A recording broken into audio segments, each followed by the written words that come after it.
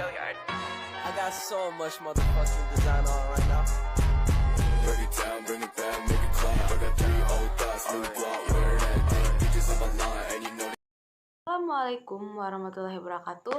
Halo semua, kembali lagi bersama saya Triana Nurul Hayati, kelas 3B D4 Akuntansi. Di video akuntansi perbankan kali ini, saya akan membahas mengenai SDB atau Safe Deposit Box dan bank garansi.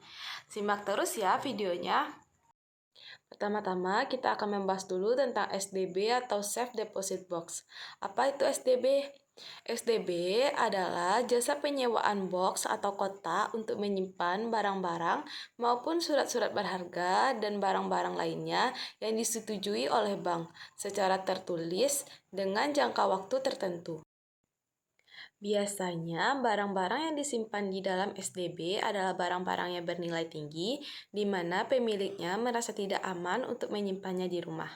Pada umumnya, biaya asuransi barang yang disimpan di SDB bank relatif lebih murah.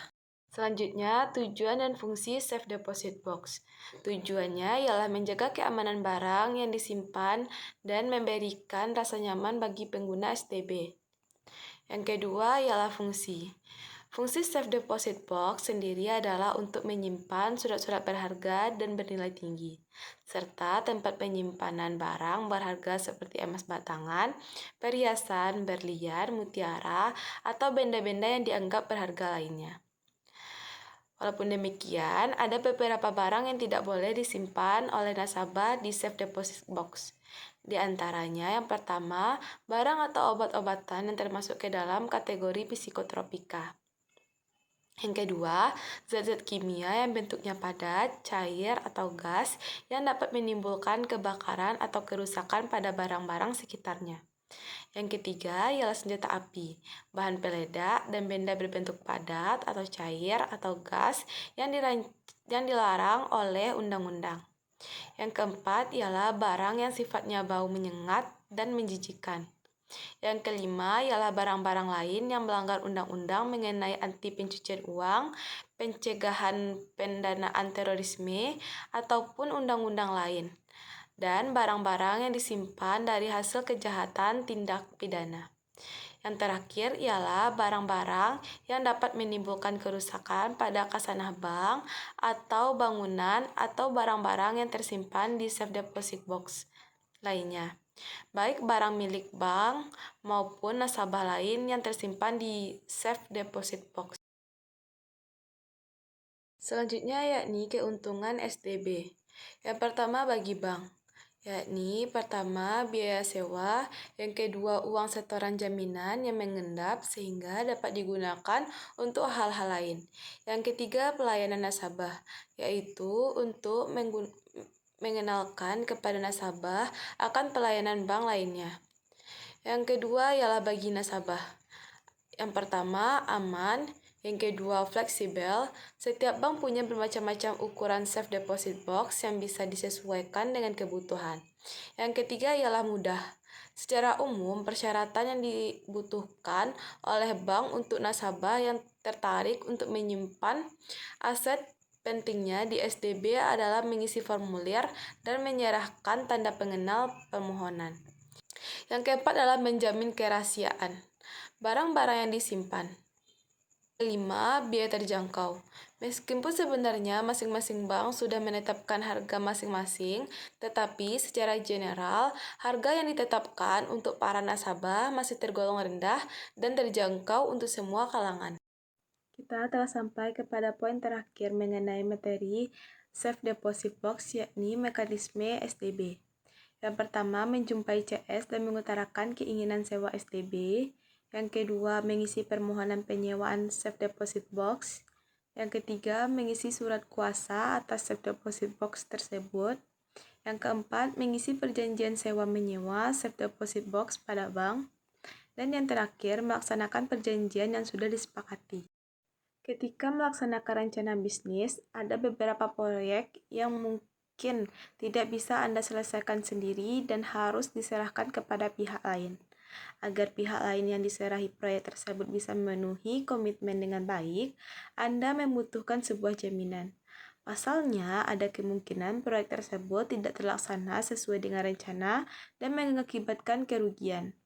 Untuk meminimalisir risiko semacam ini, bank menerbitkan sebuah layanan yang disebut dengan bank garansi. Lalu, apa sih itu bank garansi?